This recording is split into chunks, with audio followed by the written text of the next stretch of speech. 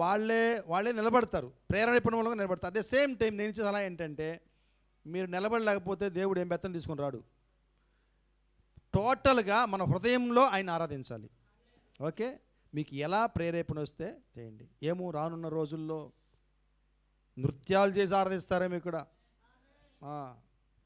So we can't say, మరి అందరూ దావీదుల్లాగా అయిపోయి దేవుణ్ణి ఆరాధించే రోజులు వస్తాయేమో యేసు నామములో. ఆమేన్, ప్రైజ్ గాడ్, హల్లెలూయా. ఏమండి, నాకు ఒక పిచ్చి ఉంది. ఉంటుంది అందరికి పిచ్చి, నాకు ఒక పిచ్చి ఉంది, వాచ్ల పిచ్చి. నన్ను అడుగుతూ ఉంటారు అందరూ, ఏం సార్ ఈ వాచ్ భలే ఉంది సార్, ఈ వాచ్ ఎక్కడ సార్, ఏం కంపెనీ సార్ అని అడుగుతూ ఉంటారు. మరి మా దివ్య ఒకసారి అనింది, అంకుల్ మీ చేతికి ఆ వాచ్ బాగుంది, ఈ వాచ్ బాగుంది అంటే దివ్య వాచ్ గమనిస్తుంటారు అనమాట. హల్లెలూయా. సో సమస్య ఏంటంటే, ప్రతి వాళ్ళకి ఏదో ఒక పిచ్చి ఉన్నట్టు నాకు కూడా వాచ్లు పిచ్చి ఉంది. చాలామంది నాకు వాచ్లు గిఫ్ట్లు ఇస్తుంటారు. సో నాకు వాచ్లు పిచ్చి ఉండి వాచ్లు వస్తుంటాయి, మా ఆవిడికి వాచ్లు పిచ్చి లేకపోయినా వాచ్లు వస్తుంటాయి. అది నాకు అర్థం కాదు. పిచ్చి లేకపోతే అన్ని వాచ్లు వస్తున్నాయి, పిచ్చి ఉంటే ఇంకెన్ని వాచ్లు ఇస్తాడు. ఎనీవే, ఎందుకు వాచ్ల గురించి చెప్తున్నానంటే, నా దగ్గర కొన్ని సంవత్సరాలుగా ఒక వాచ్ ఉంది. సాగర్ ప్రజెంట్ చేశాడు నాకు, ప్రమీల వాళ్ళ తమ్ముడు. అది దాంట్లో ఉన్న స్పెషల్ ఏంటంటే బ్యాటరీ ఉండదు దానికి, సోలార్ కూడా కాదు, మెకానికల్ వాచ్, ఆటోమేటిక్ వాచ్. నాకు ఇచ్చేటప్పుడు నాకు చెప్పబడిన విషయం ఏంటంటే, దీనికి ఇది చేతిలో పెట్టుకుని ఇట్లా కదులుతుంటాం కదా మామూలుగా, ఆ కదలిక చాలు ఆటోమేటిక్గా అది పనిచేస్తుంటుంది అని చెప్పారు. అయితే I was not happy with that.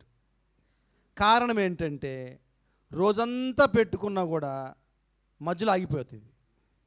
నాకు మళ్ళీ కోపం వచ్చేది, గబగబా అనేవాడిని, ఇంకో గంట పని చేస్తానే, అయినా ఆగిపోయేది. సరే, దాని మీద ఇంట్రెస్ట్ పోయింది. ఇంట్రెస్ట్ పోయి ఎప్పుడన్నా పెట్టుకునేవాడిని. ఈ మధ్య ఆ వాచ్ గురించి ఒక నిజం తెలిసింది, నన్ను సంతోషపరిచే నిజం తెలిసింది. ఏంటంటే, దర్శన్కి ఒక వాచ్ వచ్చింది గిఫ్ట్గా. వాడు నాకు ఇచ్చాడు ఆ వాచ్ని గిఫ్ట్గా.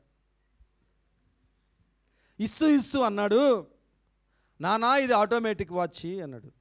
ఆటోమేటిక్ నువ్వేం చెప్పింది నాకు తెలుసు కదా, ఒక ఆటోమేటిక్ నా దగ్గర ఉంది అన్న. లేదు నాన్న, దీనికి కీ కూడా ఇవ్వచ్చు అన్నాడు. అబ్బా, అంటే కదలికలే కాదు కీ కూడా ఇచ్చుకోవచ్చు అనమాట అని చెప్పేసి నాకు నమ్మబుద్ధి అవ్వలా. ఎందుకంటే పాత వాచ్లో అనుభవించాను కదా, దానికి ఫుల్ కీ ఇచ్చా. సూపర్ పనిచేస్తుంది, పెట్టుకోకుండా అట్లా వదిలేసా. 1.5 రోజు పనిచేసింది. ఎందుకో నాకు డౌట్ వచ్చింది. మీరు చెప్పండి, దేని మీద డౌట్ వచ్చి ఉంటుంది? పాత వాచ్ మీద. గబా వెళ్ళి దాన్ని ర్యాక్లో నుంచి తీసి కీ ఇచ్చి అక్కడ పెట్టానా, పనిచేసిందండి. Praise the lord.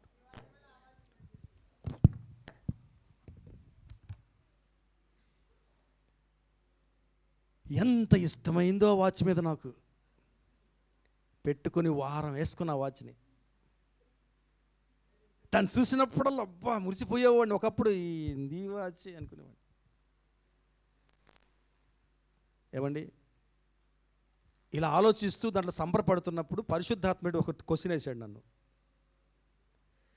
అంటే నీ దగ్గరున్న వస్తువు గురించి నీకే తెలియదు దాని పనితనం, మరి నువ్వు నమ్మిన దేవుడి గురించి నీకు తెలుసా? నీకెంత తెలుసు దేవుడి గురించి? ఏమండి, ఆ వాచ్ నా దగ్గర గత 6-7 ఇయర్స్గా ఉంది. Still I don't know the basic thing.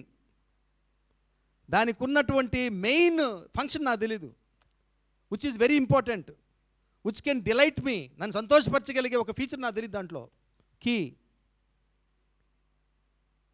మరి దగ్గర 30 సంవత్సరాల పైనుంచి నేను దేవుణ్ణి కలిగి ఉన్నానే, యేసయ్యని కలిగి ఉన్నానే. యేసయ్యని కలుగున్నానే, మరి ఆ యేసయ్య గురించి ఎంత తెలుసు నాకు అని ఒక క్వశ్చను పరిశుద్ధాత్మ దేవుడు నా చెవులో వేశాడు. అది హృదయంలోకి వెళ్ళింది, ఆలోచించడం మొదలెట్టాను. అంటే నాకు ఎప్పుడు తెలిసిందండి ఈ వాచ్ గురించి? ఇంకొక వ్యక్తి చెప్తే కానీ నాకు తెలియలే. ఏమండి, ఈరోజు పరిశుద్ధాత్మ దేవుడు చెప్పుకుంటున్నాడు ఈ విషయం. పక్కన చెప్పండి ఈ మాట, నేను చెప్పే మాట, నీకు దేవుడి గురించి మొత్తం తెలీదు. పక్కన చెప్పండి, నీకు దేవుడి గురించి మొత్తం తెలీదు. నీకు తెలిసింది చాలా చాలా తక్కువ. ఇది కూడా చెప్పండి, చెప్పాలి మీరు.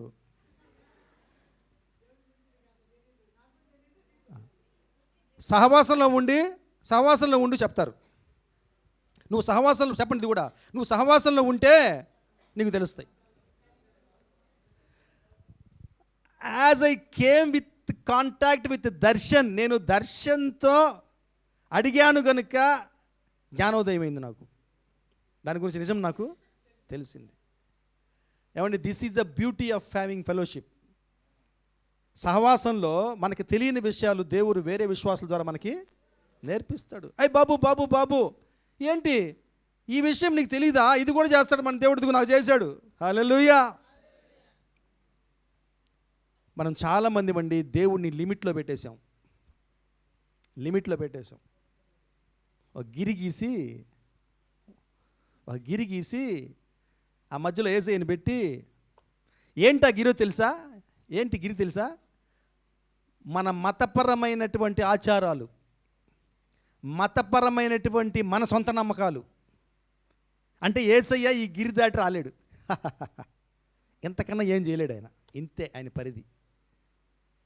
మళ్ళీ చెప్పుకుంటాం దేవుడికి సమస్తము సాధ్యమే, మనమే అనుకుంటాం ఈ గిరి దాటలేడు ఆయన. మనం పెట్టుకున్నాం ఆ గిరి. ఏమండి, ఈరోజు అంశం ఏంటో తెలుసా? ఎంతకాలం నుంచి నీకు దేవుడు తెలుసని కాదు విషయం, ఎంత తెలుసు ఆయన గురించి. మళ్ళీ చెప్తున్నాను, ఎంతకాలం నుంచి నువ్వు క్రైస్తవురాలిగా ఉంటున్నావని కాదు ఇంపార్టెంట్, నీకు ఎంత క్రీస్తు తెలుసు, ఎంతవరకు నీ క్రీస్తు తెలుసు. నువ్వు ఎంతకాలంగా క్రైస్తవురాలిగా ఉంటున్నావనే విషయం నీ జీవితాన్ని మార్చదు. ఎంత క్రీస్తుని నీకు తెలుసు, ఎంతవరకు క్రీస్తు తెలుసు, ఇది నీ జీవితాన్ని మారుస్తుంది, నా జీవితాన్ని మారుస్తుంది. Amen, amen, amen. నేను చెప్తానే ఉంటా ఆమెన్, ఆమెన్, ఆమెన్.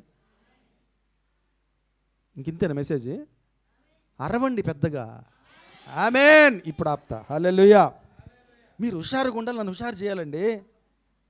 Praise God. సో యేసు ప్రభువు కూడా బైబిల్లో ఆయన శిష్యుల్ని అడుగున్నాడు, కొంతమందిని అడుగున్నాడు, నువ్వు ఎంతవరకు నమ్ముతున్నావు నన్ను అని. అవునా కదా? నువ్వు నమ్ముతున్నావా? ఎంతవరకు నమ్ముతున్నావు? చూడండి, ఒక మాట చూడండి, చూద్దాం. మత్తయి సువార్త 9వ అధ్యాయము 28వ వచనం చూడండి. మత్తయి సువార్త 9వ అధ్యాయము 28. మత్తయి 9:28. ఆయన ఇంట ప్రవేశించిన తరువాత ఆ గ్రుడ్డివారే ఆయన యొద్దకు వచ్చిరి. యేసు, నేను ఇది చేయగలనని మీరు నమ్ముచున్నారా అని వారిని అడుగగా, యేసు ప్రభు దగ్గరికి 2 గుడ్డి వాళ్ళు వచ్చారు స్వస్థపరచమని. స్వస్థపరిచే ముందు ఫస్ట్ ఇంటర్వ్యూలో యేసు ప్రభు ఈ క్వశ్చన్ వేశాడు. ఏమని? యేసు, నేను ఇది చేయగలనని మీరు నమ్ముచున్నారా? ఏమండి, ఈరోజు దేవుడు మనల్ని క్వశ్చన్ చేస్తున్నాడు. అంటే నేను గిరి దాటలేను అనుకుంటున్నావా? గిరి గీసి నన్ను పెట్టి అంతవరకే నీ నమ్మకం, అంటే ఇంతవరకే చేయగలడు, అంతవరకే చేస్తాడు.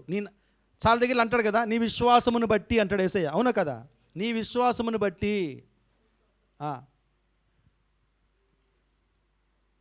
నేను లండన్కి ఫ్లైట్లోనే పోతాను అని నమ్మితే ఫ్లైట్లో పోతావు. షిప్లో పోతాడు, షిప్లోనే పోతాడు. నీ విశ్వాసం బట్టి చేస్తాడు కార్యం ఆయన. కాబట్టి యేసు ప్రభువు అనేక సార్లు అనేక మందిని మరి అడిగాడు ఆయన, నువ్వు నమ్ముతున్నావా, నువ్వు నమ్ముతున్నావా?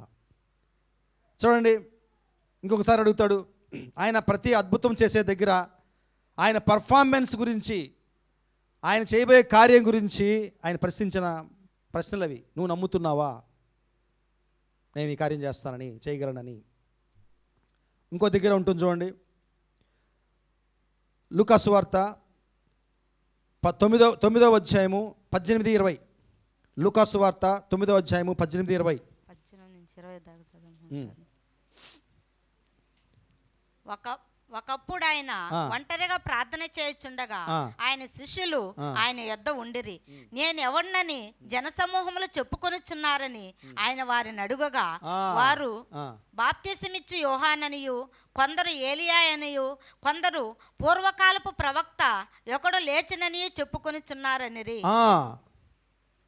ఏమడిగాడు దేవుడు యేసయ్య వాళ్ళని? నేను ఎవరని ముందుకు నేను ఎవడనని జనసమూహములు చెప్పుకొచ్చున్నారని ఆయన వారిని అడిగాడు. వాళ్ళు చెప్పారు, ఇలా అలా అలా అనుకుంటున్నారు, అలా అనుకుంటున్నారు, ఆయన అనుకుంటున్నారు, ఈయన అనుకుంటున్నారని. మీరెవరని అనుకుంటున్నారు? మీరేమనుకుంటున్నారు? సో పేతురు చెప్పిన సమాధానం ఏంటండి? నువ్వు క్రీస్తువని మేము నమ్ముతున్నాం. ఈరోజు మనం ఏం నమ్ముతున్నాం యేసుప్రభు గురించి? లోకం నమ్మినట్లుగా ఆయన నా అవసరతలు తీర్చేవాడు, ఆయన ఏటీఎం కార్డు, ఇంకా క్రెడిట్ కార్డు, డాక్టరు, ఇంకా ఇంతవరకేనా? ఏమండి, పేతురికి రక్త మాంసముల వల్ల కలగదంట ఆ జ్ఞానం. తర్వాత యేసయ్య చెప్తాడు, ఆత్మచేత ఆయనకి ఆ జ్ఞానము కలిగింది. కాబట్టి మనము కేవలము లోకంలో జీవిస్తూ లోకపరమైన అవసరాలకి మాత్రమే యేసు ప్రభువుని వెంబడిస్తే అంతవరకే ఉంటుంది మన నాలెడ్జ్. అంతకైనా పోలేము, మన లిమిటేషన్ దాటలేము. సో ఇన్ని సంవత్సరాలు మనము క్రైస్తవులుగా ఉండి కూడా దేవుని గురించినటువంటి జ్ఞానము సరిగ్గా ఉందో లేదో మనం చూసుకుందాం. ఎంతవరకు మనం దేవుణ్ణి నమ్ముతున్నాం, ఏ విషయాల్లో మనం దేవుణ్ణి దగ్గరికి వెళ్ళగలుగుతున్నాం. ఇదే సమస్యతోటి వాళ్ళు అన్ని రోజులు యేసుప్రభుతో ఉంటున్నారు కదా, తిరుగుతున్నారు కదా, అన్ని ఆశ్చర్యకార్యాలు చూశారు కదా యేసుప్రభు దగ్గర. ఎవరు? శిష్యులు. మరి ఆ బోట్లో వెళ్తున్నప్పుడు ఎందుకండి వాళ్ళు అట్లా చేశారు? బోట్లో తుఫాన్ వచ్చింది కదా. అంటే అన్ని అద్భుతాలు చూసి కూడా తుఫాన్ ఆపలేడని నమ్మారు వాళ్ళు. ఏసైకి తుఫాన్ ఆపడం చేత కాదు. వాళ్ళు చూడండి ఎంత గొగ్గోలు పెట్టుకున్నారు. ఏమన్నారు వాళ్ళు? మేము నశించిపోవడం నీకు ఇష్టమా? చూడండి, ఎక్కడికో వెళ్ళిపోయారు వీళ్ళు, ఎక్కడికో వెళ్ళిపోయి మాట్లాడేస్తున్నారు. ఏమన్నా ఏసైకి ఇష్టమా నశించిపోవడం? అన్ని దినాలు అంతకాలము వాళ్ళు యేసయ్యతో జీవిస్తూ కూడా ఆయన ఏంటో వాళ్ళకి తెలియలే. ఇవన్నీ మనం మాట్లాడుకున్నప్పుడు మన గురించి మనం అక్కడ పెట్టుకుని ఆలోచించుకోవాలి. నా పరిస్థితి ఏంటి, నేను ఎలా ఉన్నాను, పరిశుద్ధాత్మ దేవుడు ఏం చెప్తున్నాడు మనతోటి మాట్లాడుకుందామండి. అలాగే దానికి ఆపోజిట్గా ఒక్కసారి యేసు ప్రభు పునరుద్ధానుడు అయ్యాక ఆయన దర్శనాన్ని తన శిష్యులకు చూపించాక మరి వాళ్ళు ఎట్ట మారిపోయారు చూసారా? అలా ఉండాలి మనం.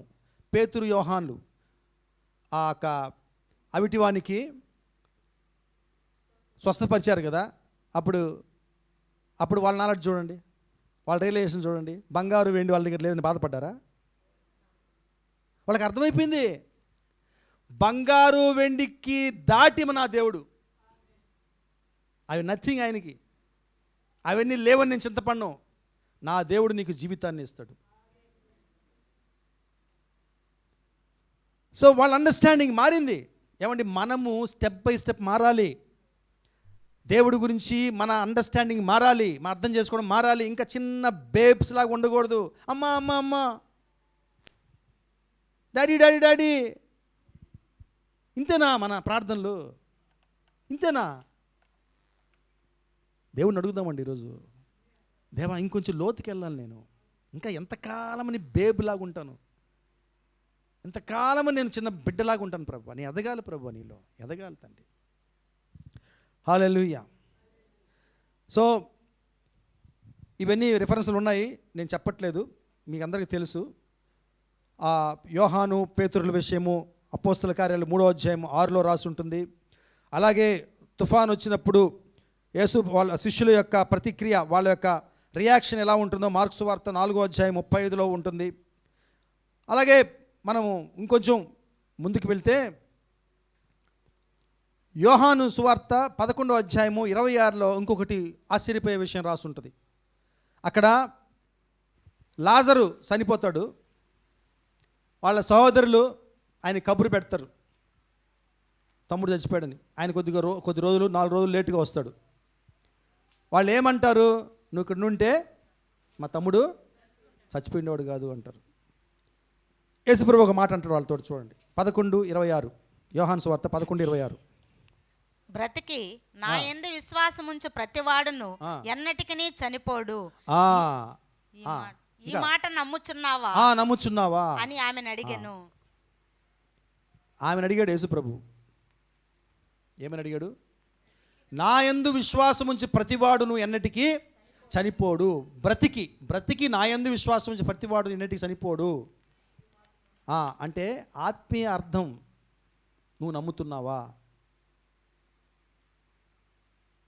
ఆమె ఏం చెప్పింది? ఆమె అండర్స్టాండింగ్ ఎంతవరకు ఉంది? నమ్ముతాను ప్రభువా, పునరుద్ధానంలో జరుగుతాయి ఇవన్నీ, ఇప్పుడు కాదు. చూసారా? యేసు ప్రభుని లిమిట్లో గిరిగీసింది. యేసు ప్రభు చుట్టూ గిరిగీసింది ఆమె. గిరిగీసి పునరుద్ధానంలో నీకు ఆ శక్తి వస్తుంది, ఇప్పుడు రాదు, నీ వల్ల కాదు. అది నా అర్థం. చూడండి,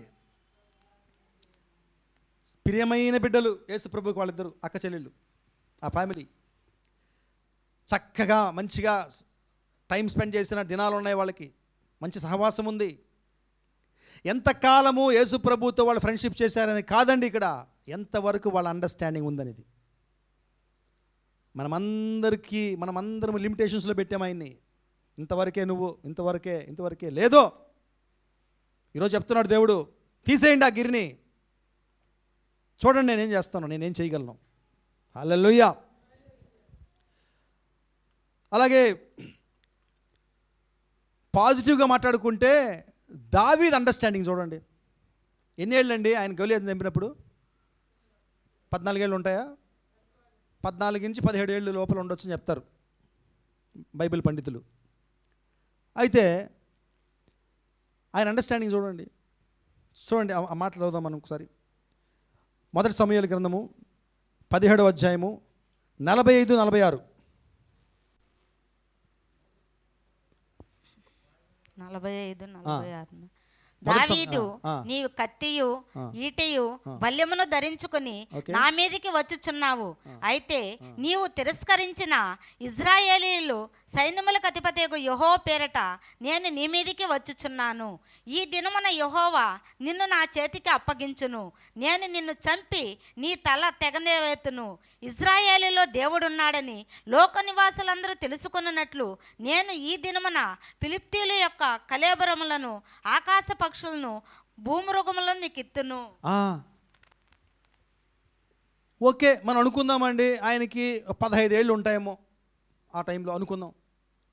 15 సంవత్సరాలు ఉన్నప్పుడు ఏమండి, 15 సంవత్సరాలు ఉన్నవాడికి దేవునితో రిలేషన్షిప్ ఉంటుందా? అనుభవం, తన అనుభవంలో ఎద్దుల్లాగా ఉన్నారు సైనికులు.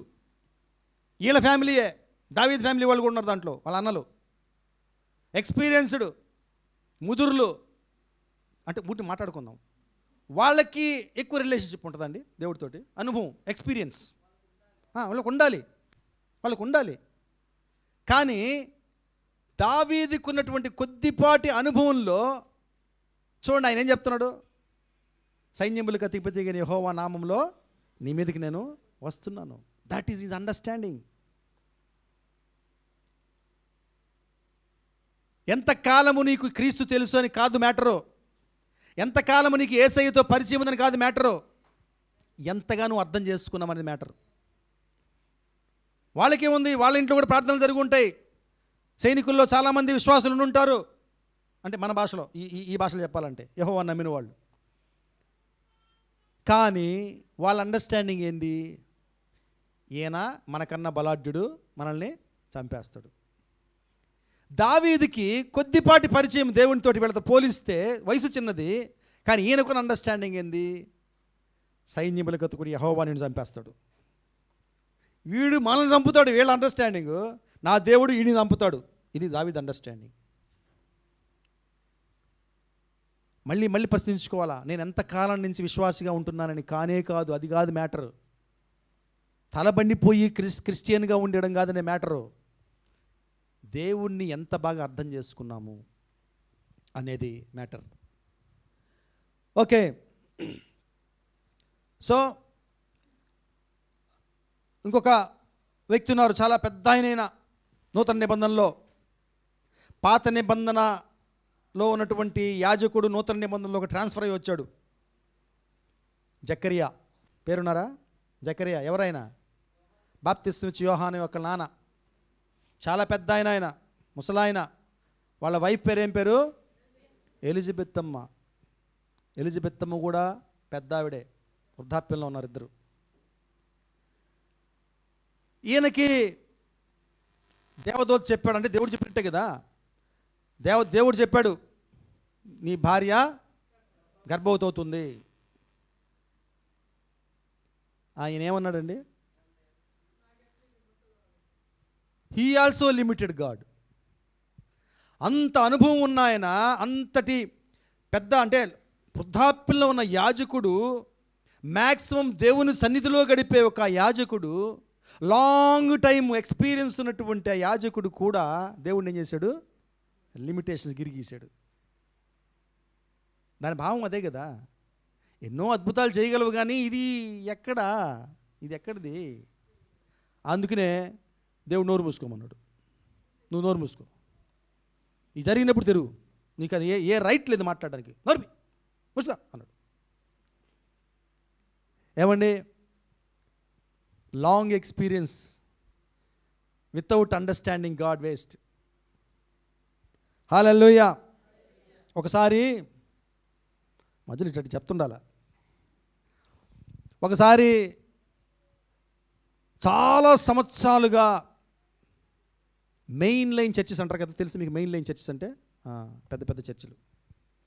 మెయిన్ లైన్ చర్చిల్లో విశ్వాసిగా ఉంటూ తల పండిపోయినటువంటి ఒక అంకుల్ తోటి అనుకోకుండా ప్రమీలకి ఏదో ఒక చిన్న ఇది జరిగింది, సంభాషణ.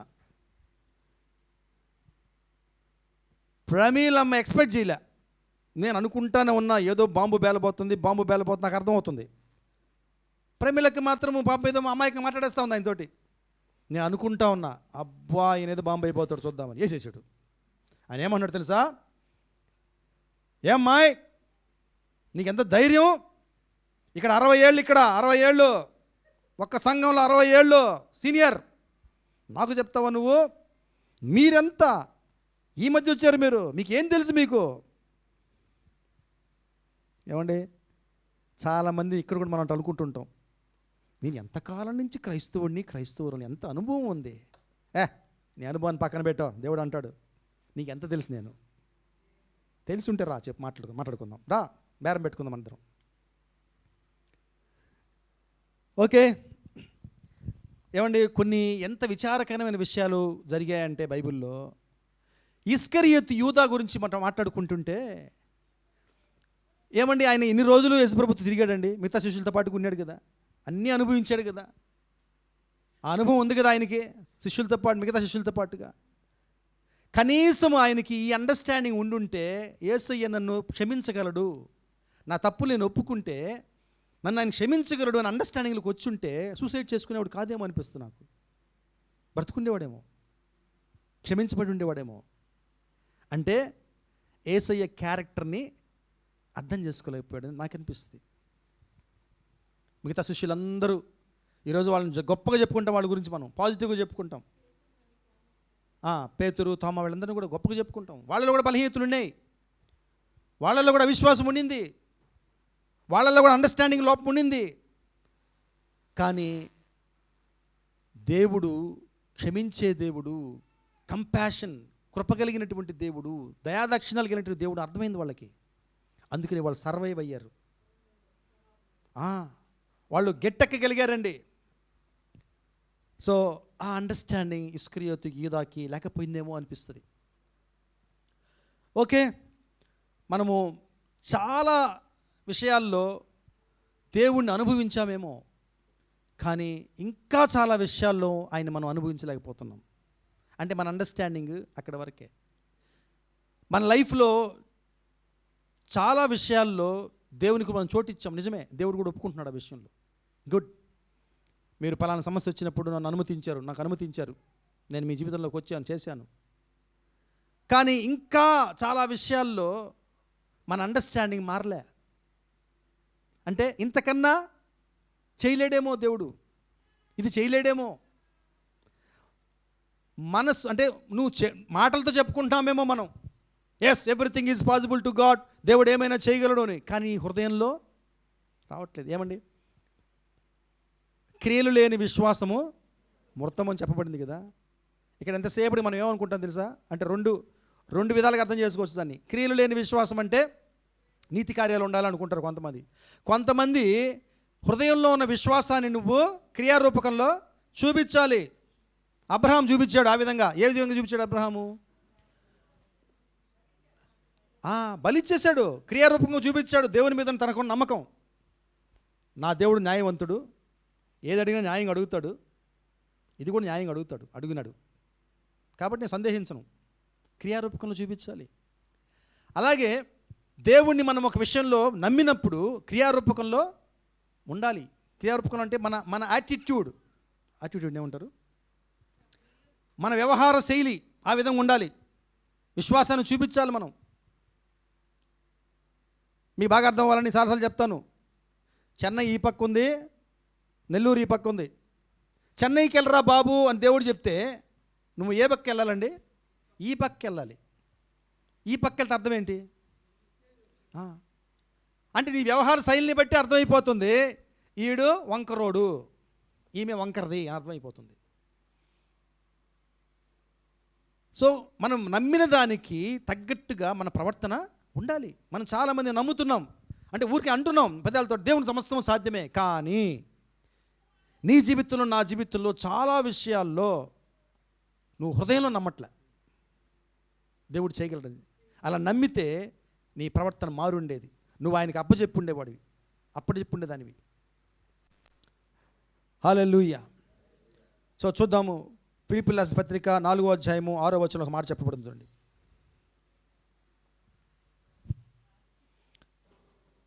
4:6 దేనిని గురించి చింతపడకుడు కానీ ప్రతి విషయములోను ప్రార్థన విజ్ఞాపముల చేత కృతజ్ఞతాపూర్వకముగా మీ విన్నపములు దేవునికి తెలియచేయుడి. ఆమేన్. దేని గురించి చింతపడకుడు కానీ, ఇది అండర్లైన్ చేసుకోండి. ప్రతి విషయములో మనం ఏం చేస్తున్నాము? కొన్ని విషయములలో ఏం చెప్పాడు దేవుడు?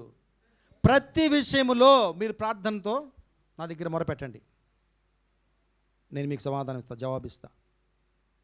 మనం ఏం చేస్తున్నాం? లిమిటేషన్స్ పెట్టేసాం ఆయనకి. కొన్ని విషయాలు ఆయన చెప్పుకుంటాం, కొన్ని విషయాలు చెప్పం, మనమే చేసేసుకుంటాం.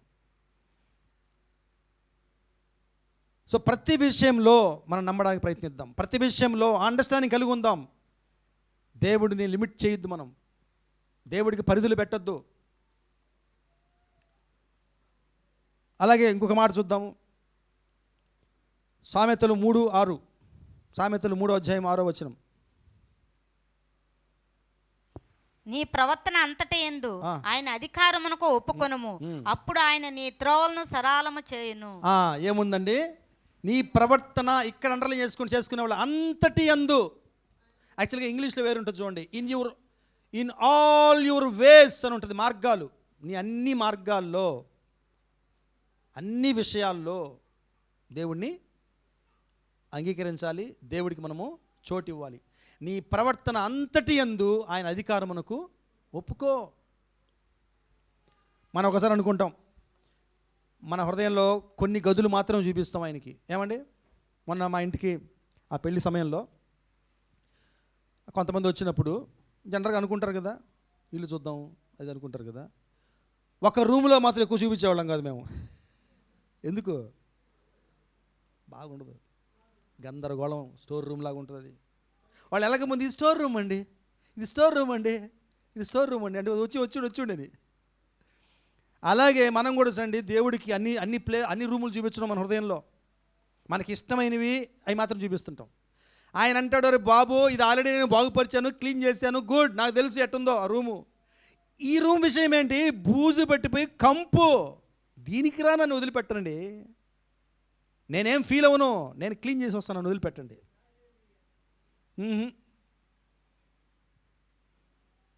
నీ ప్రవర్తన అంతటి యందు మాకొద్దు, కొంతటి యందు కావాలి మాకు, కొంత మాత్రం మారాలి మేము, అన్నీ అవసరం లే.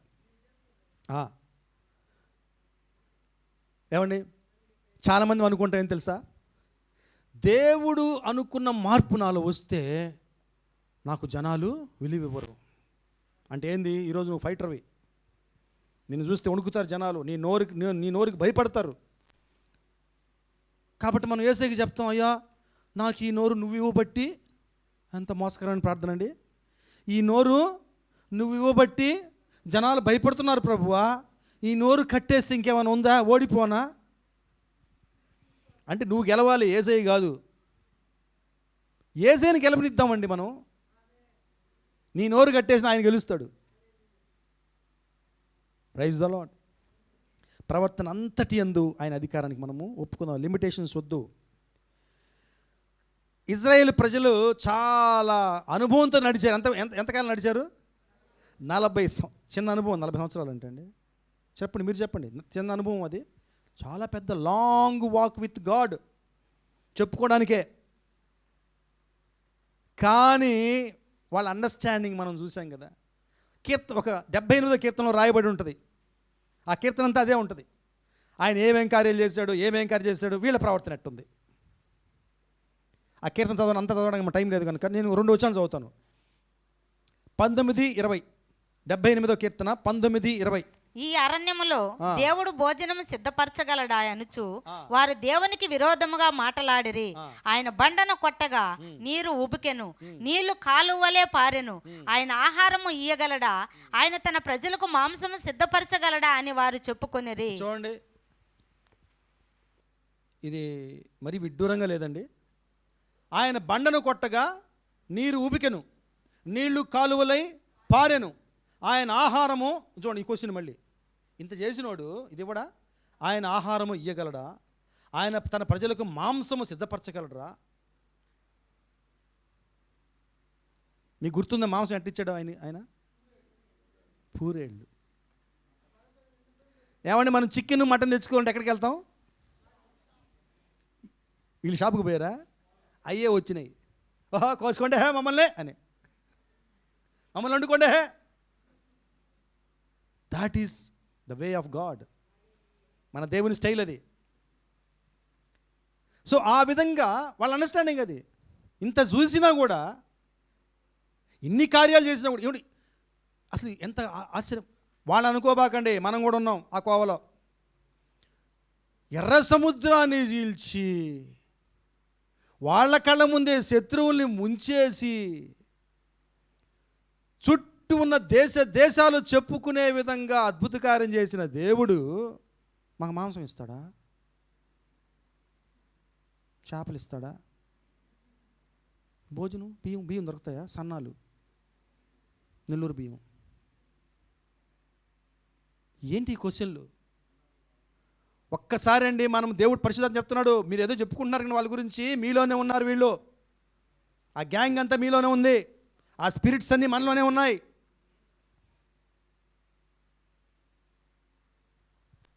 హల్లెలూయా. వాళ్ళ అండర్స్టాండింగ్ అంతవరకే. దరిదాపున 40 సంవత్సరాలు నడిచి కూడా దేవుడితోటి వాళ్ళ అండర్స్టాండింగ్ ఇంతవరకే. మళ్ళీ చెప్పుకుందాం మన అంశాన్ని, గుర్తుపెట్టుకుందాం టైటిల్ని. ఎంతకాలం నువ్వు దేవుడితో ఉన్నావని కాదు ఇంపార్టెంట్, ఎంత బాగా నువ్వు ఆయన అర్థం చేసుకున్నావని. ఎంత ఎక్కువగా ఆయన అర్థం చేసుకున్నావు, ఇది ఇంపార్టెంట్. ఓకే, 2 తిమోతి గ్రంథము 3వ అధ్యాయము 5వ వచనంలో ఒక మాట చెప్తాడు. ఏంటంటే ఆ మాట చదవండి. పైకి భక్తి గల వారి వలె ఉండియు దాని శక్తిని ఆశ్రయించిన వారునై ఉందురు. ఇట్టి వారికి విముఖుడవై ఉండుము. భక్తి ఉంటుందంట, ఆ భక్తికి ఉన్న శక్తిని మాత్రం ఉపయోగించం. మనం భక్తి చూపిస్తాం అంతే. యేసయ్య చాలా గొప్పోడు, నువ్వు చెప్తేనేనా గొప్పతనం? ఆయన ఆల్రెడీ గొప్పోడు. ఆ గొప్పోడు చెప్తున్నాడు, నువ్వు ఆ గొప్పతనాన్ని అనుభవించు. Taste and see that Lord is good. రుచి చూచి యెహోవా మంచివాడని తెలుసుకోండి. నువ్వు తెలుసుకోకుండా వేరే వాళ్ళకి ఏం చెప్పలేవు. చెప్పినది డబ్బా కొట్టినట్టు ఉంటుంది. సత్తా ఉండదు దాంట్లో, జోష్ ఉండదు దాంట్లో. అంతే కొంతమంది సాక్ష్యాలు చెప్తుంటారు. హల్లెలూయా, మన సంఘంలో లేరులేండి అలాంటి సాక్ష్యాలు, మీరు ఊహించుకోకండి. కొన్ని చర్చెస్లో చూశాను నేను ఇనిషియల్గా విశ్వాస అయినప్పుడు. అక్కడ పాస్టర్ గారు సాక్ష్యాలు చెప్పండి అనగానే 50 మంది ఉంటే చర్చలో 50 మంది సాక్ష్యాలు చెప్తారు. 50 మంది వాళ్ళు వచ్చి ఏం చెప్తారు తెలుసా? లాస్ట్ వీక్ అంతా దేవుడు నా తోడున్నాడు, నన్ను నా బిడ్డల్ని కాచి కాపాడు, హల్లెలూయా అనుకో. ఆయన లేసి వస్తాడు, ఆయన కూడా ఇదే మాట చెప్తాడు. గత వారమంతా నా దేవుడు నాతో ఉన్నాడు, నా ప్రతి విషయంలో తోడు ఉన్నాడు, హల్లెలూయా. 50 మంది చెప్తారు సాక్ష్యాలు. నేను కూడా లేసేవాడిని, ఏమైనా ఫీల్ అవుతారేమో అని. పాస్టర్ ఫీల్ అవుతాడు, నేను కూడా లేసి హల్లెలూయా నాకు కూడా సర్వీస్లో తోడున్నాడు, నా జాబ్లో తోడు, హల్లెలూయా అని చెప్పుకుని నాకు అనిపించేది, ఏం మజా రావట్లేదు, కిక్ రావట్లేదు అనుకునేవాడిని నేను. ఇంతమంది సాక్ష్యాలు చెప్తే ఏం కిక్ రావట్లేదని. కిక్ ఎక్కడ వస్తుందండి? అభిషేకంతో చెప్పు, కిక్ వస్తుంది. దేవుడు లేపితే లేయి, కిక్ వస్తుంది. నీకు కిక్ వస్తుంది, వినేవాళ్ళకి కిక్ వస్తుంది. కిక్కు లేకుండా సాక్ష్యాలు వద్దండి. నేను అందుకు చాలామంది చెప్తాను, నేను కూడా చెప్పుకుంటాను. నాకు అనిపిస్తుంది ఒకసారి ఇది చెప్తే బాగుంటుంది, నాకు అర్థమైపోతుంది ఇది కిక్ వచ్చే సాక్ష్యం కాదు, ఇది ఏదో చెప్పాలి కాబట్టి చెప్పే సాక్ష్యం. హల్లెలూయా. ఎక్కడున్నాం మనం? భక్తిలోని శక్తిని ఆశ్రయించాలి మనం. ఊరికే భక్తులు అని చెప్పుకుంటే సరిపోదు. ఊరికే సాక్ష్యాలు ఏదో ఎవరో కంటి తుడుపు చర్యగా చేస్తే కాదు. I should really testify God. నేను నిజంగా దేవుడిని కనపరచాలి, నిజంగా నా దేవుడి కార్యాన్ని నేను చూశాను కనుక చెప్తాను, అంతే. అది ఎప్పుడు చెప్తారండి? అనుభవించినప్పుడు చెప్తారు. అనుభవించకపోతే అట్టే ఉంటాయి. లాస్ట్ వీక్ దేవుడు నా తోడు ఉన్నాడు, హల్లెలూయా హల్లెలూయా. నేను ఇప్పుడు నిజంగా చెప్పే హల్లెలూయా. సో మనం ఈరోజు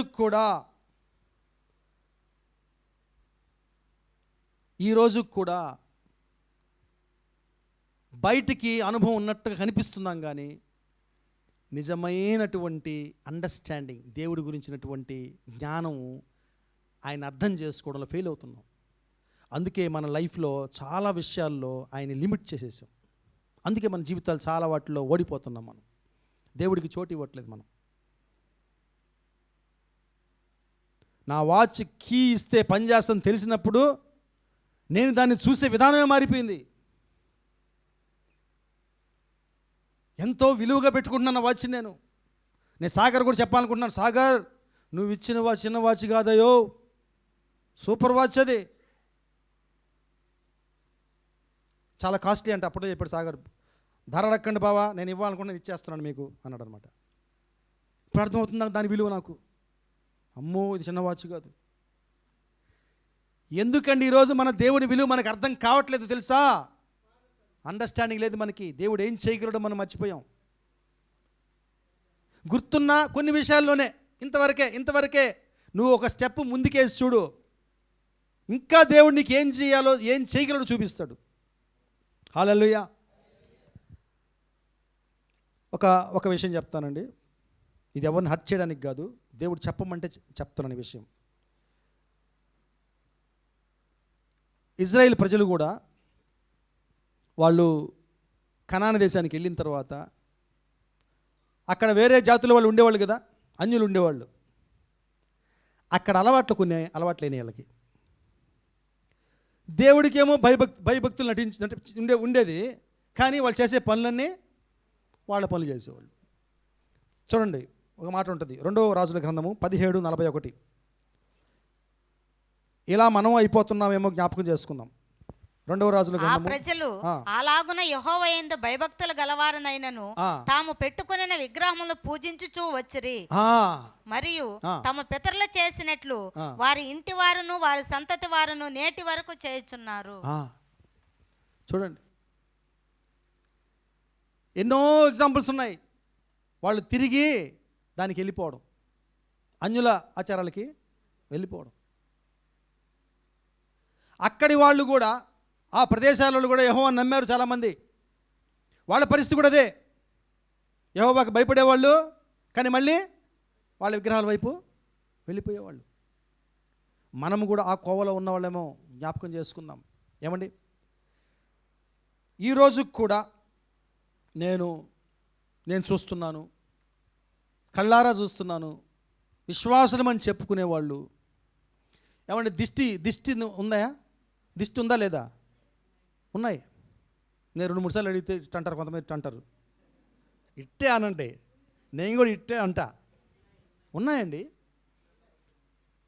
ఈవిల్ స్పిరిట్స్ ఉన్నాయి. ఈవిల్ స్పిరిట్స్ వల్ల వచ్చాయి ఇవన్నీ. దిష్టి ఆ దిష్టిని ఎలా తీస్తాం? మిరపకాయలు రాసుకోండి, లిస్ట్ రాసుకోండి. కర్పూరం, ఉప్పు, శబ్దం రావాలా, ఏంది, చీపరకట్ట ఒక్కొక్కటి పేలుతుంటే ఒక్కొక్క దిష్టి పోతుంటుంది. ఫట్ ఇరుగు దిష్టి, ఫట్ పొరుగు దిష్టి, ఇంకా ఫట్ ఇంట్లో వాళ్ళ దృష్టి, బయట దృష్టి పగలాల, శబ్దాలు రావాలా. ఉప్పు వేస్తే కదా పగిలేది. ఉప్పు. ఏమండి, ఈ రోజుల్లో కూడా మీరేమీ ఫీల్ అవ్వద్దు. మన ఇళ్లలో జరుగుతున్నాయి. ఆ ప్రజలు ఈ ప్రజల్లో కూడా ఉన్నాయి.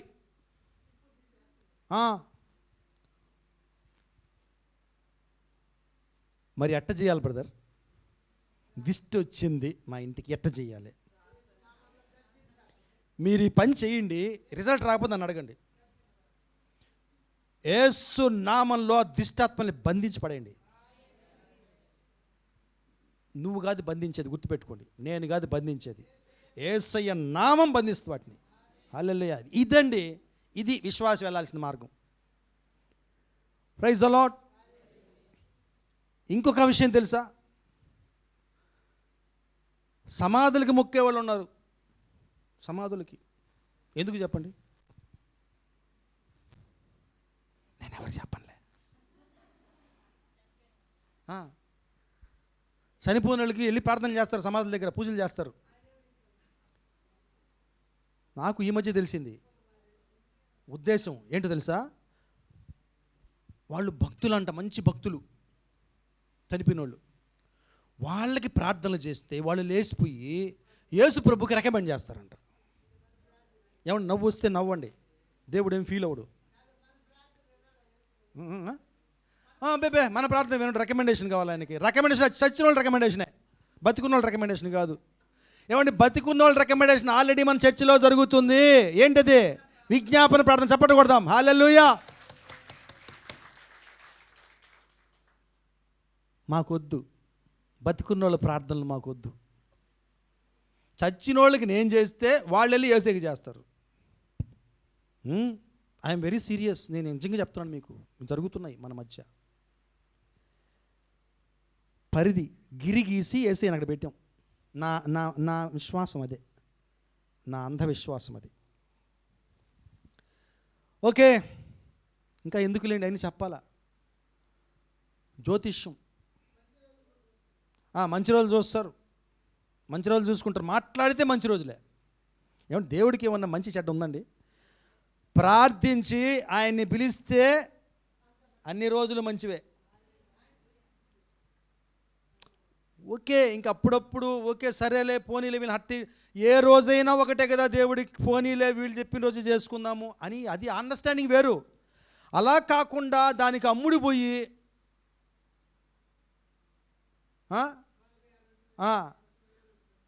ఏది ఏమైనా ఆ రోజే చెయ్యాలా, పట్టుబట్టేసి. ఏమండి, నేను ఈరోజు పరిశుద్ధాత్మ ప్రేరణతో హెచ్చరిక చేస్తున్నాను. Be careful. దేవుడు గమనిస్తున్నాడు. లోకమాడితే ఆడారు ఈ ఆటలో, దేవుడు క్షమిస్తాడు వాళ్ళని. అన్నీ తెలిసిన నువ్వు నేను ఆడితే ఖబర్దార్, బెత్తం తీసుకుంటాడు దేవుడు. నేను చెప్తున్నాను ఈరోజు యేసయ్య నామంలో మిమ్మల్ని అందరిని హెచ్చరిస్తున్నాను, నాకు నేను హెచ్చరిక చెప్పుకుంటున్నాను. లిమిటేషన్స్ దాటొద్దు, ఆయనకి లిమిటేషన్స్ తీసేద్దాం. హల్లెలూయా. సో రోమీయులు రాసిన పత్రిక 1వ అధ్యాయము 18-23 నేను ఖచ్చితంగా చదవాలనుకుంటున్నాను ఈ మాట. రోమీయులు రాసిన పత్రిక 1వ అధ్యాయము 18-23. దుర్నీతి చేత సత్యమును అడ్డగించు మనుషుల యొక్క సమస్త భక్తిహీనత మీదను దుర్నీతి మీదను దేవుని కోపము పరలోకము నుండి బయలుపరచబడుచున్నది. ఒక్క నిమిషం ఆగమ్మా. దుర్నీతి చేత సత్యమును అడ్డగించు మనుషుల యొక్క సమస్త భక్తిహీనత మీదను దుర్నీతి మీదను దేవుని కోపము పరలోకము నుండి బయలుపరచుతుందంట. దేవుడు కోపము మనుషుల మీద భయంకరంగా ఉందంట. కారణం ఏంటి? నెక్స్ట్ వర్స్ లో ఉంటుంది చూడండి. ఏంటి? ఎందుకనగా ఇక్కడ దేవుని గూర్చి తెలియ సఖ్యమైనదేదో అది వారి మధ్య విశదమై ఉన్నది. దేవుడు అంటే ఏంటో అందరికీ దేవుడు బయలుపరిచాడు. సీక్రెట్ ఏం కాదు ఇది. ఏంటది చెప్పండి. దేవుడు అది వారికి విశదపరిచాడు, వాడికి ఆల్రెడీ తెలిపాడు. ఏంటవి? ఆయన అదృశ్య లక్షణములు అనగా ఆయన నిత్యశక్తియు దేవత్వమును జగదుత్పత్తి మొదలుకొని సృష్టింపబడిన వస్తువులను ఆలోచించుట వలన తేటబడుచున్నవి కనుక వారు నిరతురులై ఉన్నారు. కొద్దిగాగమ్మా, నిరతురులై ఉన్నారు అంటే ఏంటి తెలుసా?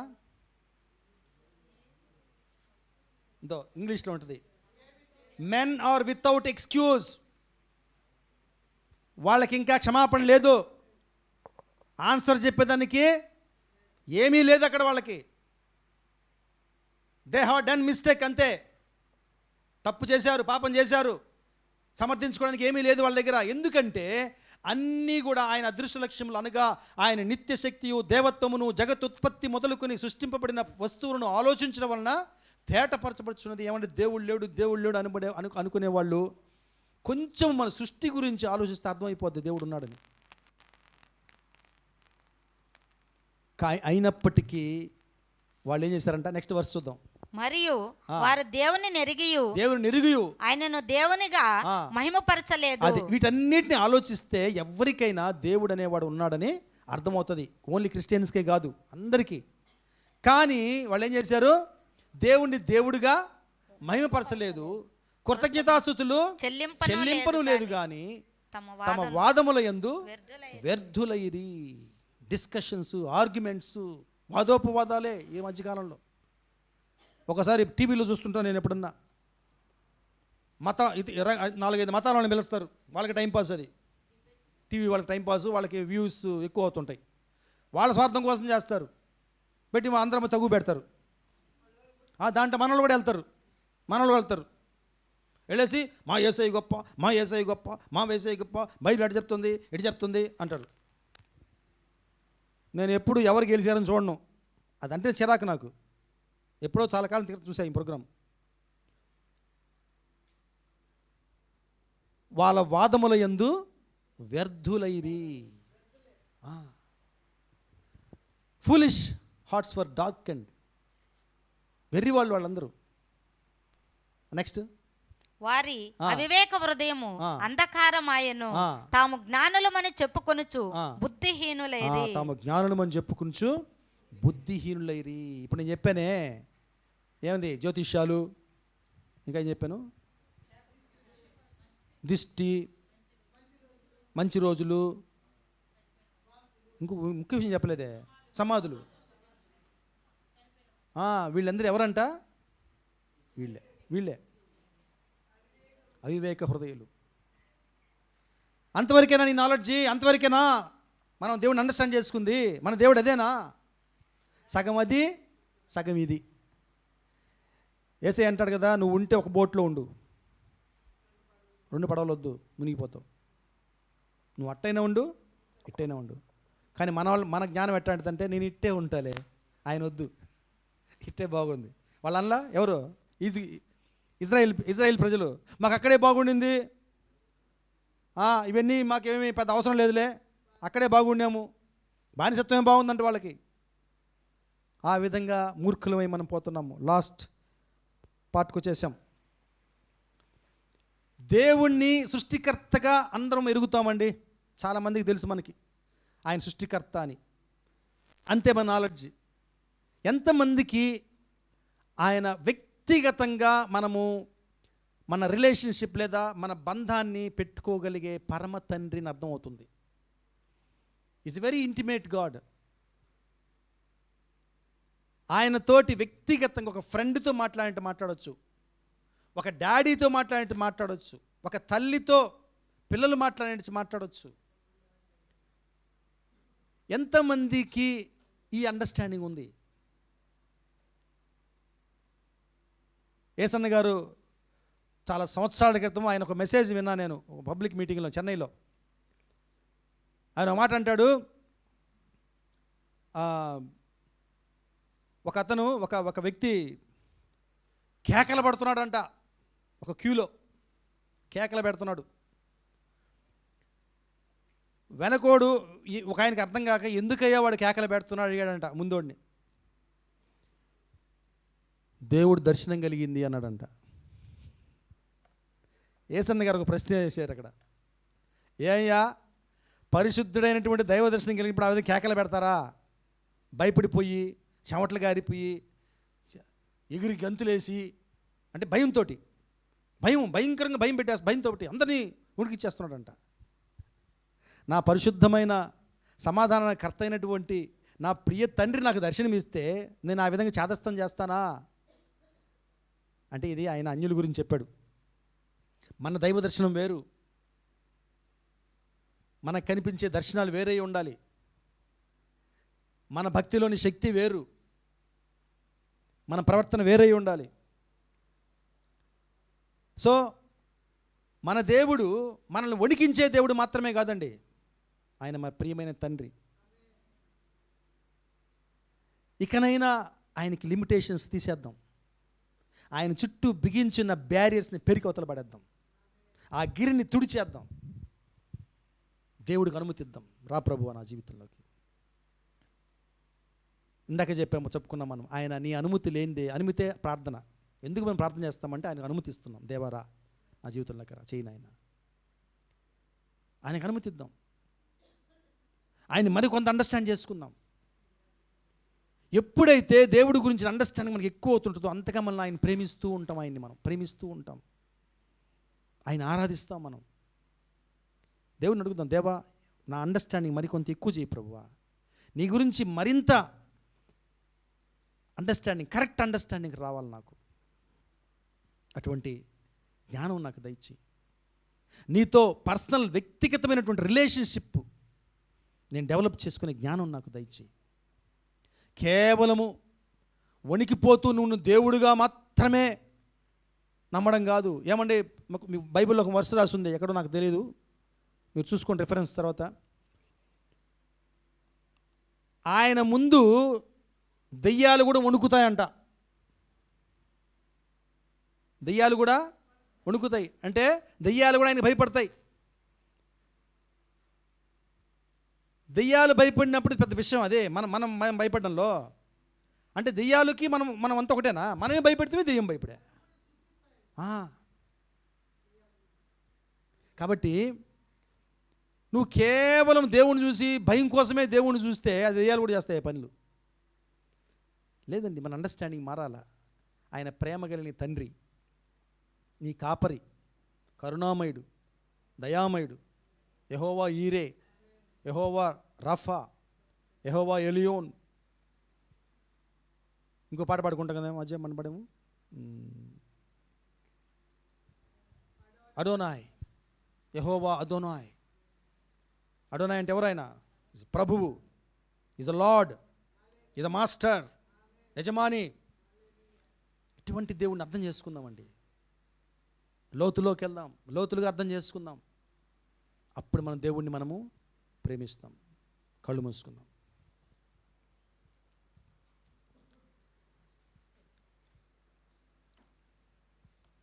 పరిశుద్ధుడా, మా గొప్ప తండ్రి, నీకు వందనాలు, నీకు స్తోత్రాలు.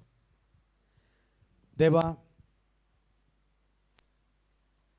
ఎన్ని రోజులుగా మేము విశ్వాసులంగా ఉంటున్నాము లేదా క్రైస్తవులుగా బ్రతుకుతున్నాము అనేది విషయం కాదు నా తండ్రి. కానీ ఎంతగా నేను అర్థం చేసుకుంటున్నాము, ఇది మమ్మల్ని మారుస్తుంది, ఇది మా జీవితాలను కడుతుంది తండ్రి. మేమందరము క్రైస్తవులముగా చెప్పుకుంటున్నాం, సంఘానికి రెగ్యులర్గా వెళ్తూ ఉన్నాం, ప్రతి ప్రార్థనకి అటెండ్ అవుతున్నాం, చక్కగా నాయనా అనుభవం కలిగిన క్రైస్తవులముగా చెప్పుకుంటున్నాం. కానీ నిన్ను అర్థం చేసుకునే విషయంలో మేము ఎలా ఉన్నాం? మాకు సహాయం చేయండి, నడిపించండి. ప్రభువా, ఈరోజు చాలా విషయాలు మాతో మాట్లాడారు తండ్రి. ఎంతోమంది భక్తులు బైబిల్లో ఉదాహరణలు ఉన్నాయి ప్రభువా. ఎంతో కాలం నీతో గడిపాక కూడా వారికి అర్థమైంది కొంతవరకే. ఎన్నో విషయాలను అర్థం చేసుకోలేకపోయారు. అలాగే కొంతమంది వాళ్ళకి నీతో నడిచిన అనుభవం తక్కువ ఉన్నా నిన్ను బాగా అర్థం చేసుకున్నారు. ఏదేమైనా తండ్రి, మేమందరం నేను ఒకటే అడుగుతున్నాం ప్రభువా, మేము నీకు మా మతపరమైన ఆచారాలతో నీకు చుట్టూ మేము గిరి గీసేసాం తండ్రి. నీకు లిమిటేషన్స్ పెట్టేశాం, నిన్ను లిమిట్ చేసాం మా జీవితాల్లో. నీ పని ఇంతే, ఇంతవరకన్నా లేదని. దేవా, మమ్మల్ని మన్నించండి, క్షమించండి. నిన్ను అనుభవపూర్వకంగా తెలుసుకునే కృపని మాకు దయచేయమని, నడిపించమని యేసయ్య అతి పరిశుద్ధ నామంలో అడిగి వేడుకుంటున్నాం పరమ తండ్రి. ఆమెన్, ఆమెన్. Praise the Lord. మరి ఈరోజు ప్రభు బల్లకి మనం వెంటనే వెళ్దాము.